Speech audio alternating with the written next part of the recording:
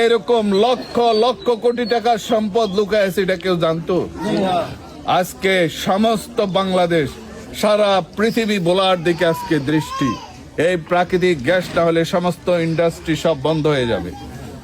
ইনশাআল্লাহ কোরআনের রাষ্ট্র যদি কায়েম হয়, দাঁড়িপাল্লার সরকার যদি গঠন হয় ইনশাআল্লাহ, তাহলে আমরা ভোলার এই লক্ষ লক্ষ বেকার যুবকের কর্মসংস্থানের ব্যবস্থা করে দিতে পারবে ইনশাআল্লাহ। কিভাবে? এই ভোলাতে ইন্ডাস্ট্রিয়াল জোন করব, শিল্প কারখানা হবে। একটা শিল্প কারখানায় 25,000 26,000 এই জনশক্তি, এই লোকবল নিয়োগ হবে, কোনো অভাব থাকবে না ইনশাআল্লাহ।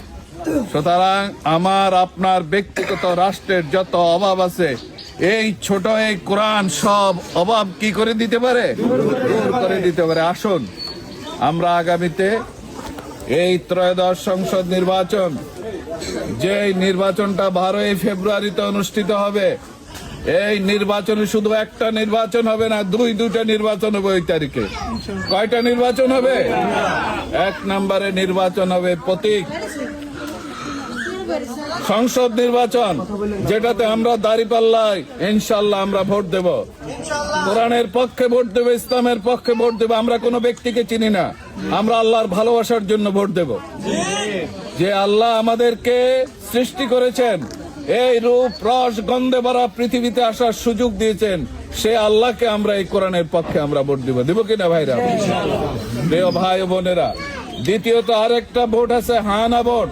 সেখানে হায়ের পক্ষে আমরা ভোট দেব। যদি হায়ের পক্ষে আমরা ভোট দিয়ে বিজয় করতে পারি, বাংলাদেশ 100 বছর আগিয়ে যাবে। আর যদি ব্যর্থ হয়, বাংলাদেশ একটা বিপর্যয়ের মধ্যে পড়ে যাবে আমার দেশটা। সুতরাং আমরা হায়ের পক্ষে ইনশাআল্লাহ ভোট দেব। আসুন আগামী ত্রয়োদশ সংসদ নির্বাচনে আমরা ইনশাআল্লাহ আমরা দাঁড়িপাল্লার পক্ষে ভোট দেই, কোরআনের পক্ষে ভোট দেয় এবং কোরআনকে সংসদে নিয়ে যায়, ইসলামের পক্ষে ভোট দেয়। আল্লাহ আমাদের মা বোনদের এবং ভাইদেরকে তৌফিক দান করে।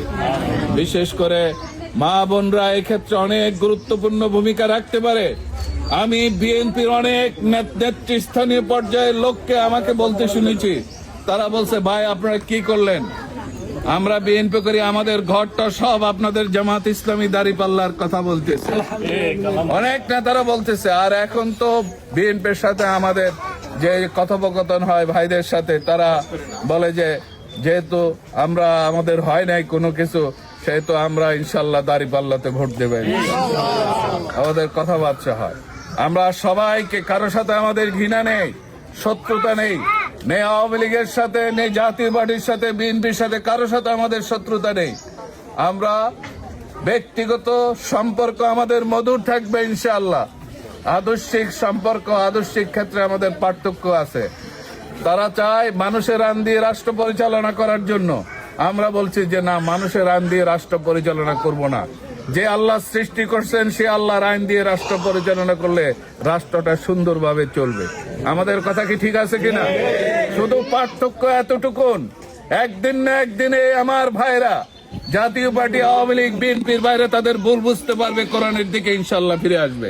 কোরআন জামাত ইসলামীর কোন সম্পদ না, কোরআন মুসলমানের সম্পদ না। কোরআন জাতি, ধর্ম, বর্ণ নির্বিশেষে সকল মানুষের জন্য কোরআন নাজিল হয়েছে। সুতরাং এটা থেকে আমি মনে করি যারা অন্যান্য দলের ভাইরা এটা উপকৃত হবে, আমরা উপকৃত হব। আসুন আমরা সবাই মিলে কোরআনকে প্রতিষ্ঠা করি। যেহেতু কোরআন আল্লাহর, কোরআন কোনো ব্যক্তির না, কোরআন আপনার জন্য, আমার জন্য।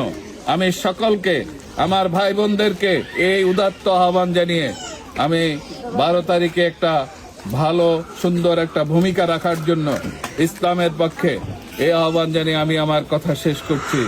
আমার তৌফিক ইল্লা বিল্লাহ, আলাইহি তাওয়াক্কালতু ওয়া ইলাইহি উনীব। আসসালামু আলাইকুম ওয়া রাহমাতুল্লাহি ওয়া বারাকাতুহু।